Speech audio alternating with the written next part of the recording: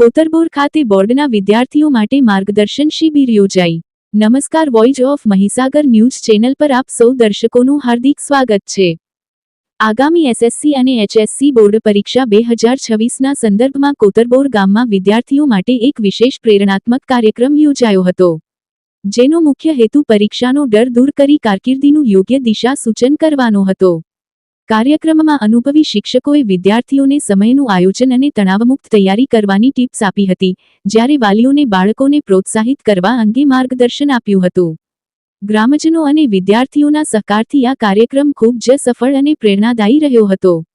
આમ 52 ગામ માછીસમાજમાં આવી શિબિરો ગામે ગામ યોજાય તો શિક્ષણ વ્યાપ વધે, એવું આદર્શ ઉદાહરણ કોતરબોરના શિક્ષક વર્ગે શરૂઆત કરીને પૂરું પાડ્યું। Bureau report, voice of Mahisagar news. मित्रों, जय माताजी। गाम कोतरबोर तारीख 14/1/2026 ना रोज रात्रे 9 वागे एक नानी मीटिंग નું આયોજન કર્યું હતું।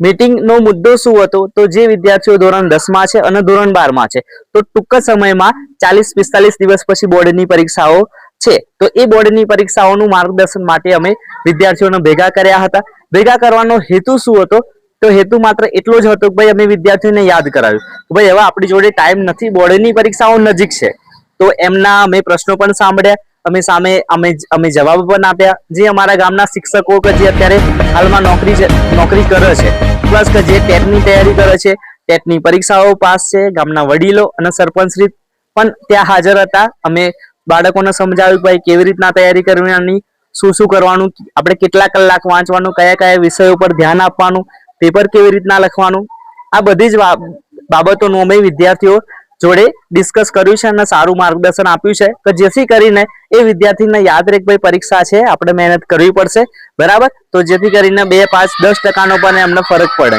અને આ જે છે એ હજુ પણ પરીક્ષા મહિનાની વાર છે, તો હજુ પણ 1-2 વખત બાળકોને અમે ફરી મળવાના છીએ, જેથી કરીને જે નબળા વિદ્યાર્થીઓ હોય એ થોડીક મહેનત કરીને પાસિંગ માર્ક સુધી લઈ જાય, જે 70% આવતા હોય એમના અમે 80% લાવવાનો પ્રયત્ન અમારા ગામનો છે। તો આ અમારો ફર્સ્ટ ટ્રાય હતો કે ભાઈ ચલો બાળકોને મળીએ, બાળકો જોડે થોડાક આપણે ફ્રેન્ડલી થઈએ, એમને પણ લાગે કે ભાઈ એમની ચિંતા કરવા વાળા છે। જય માતાજી।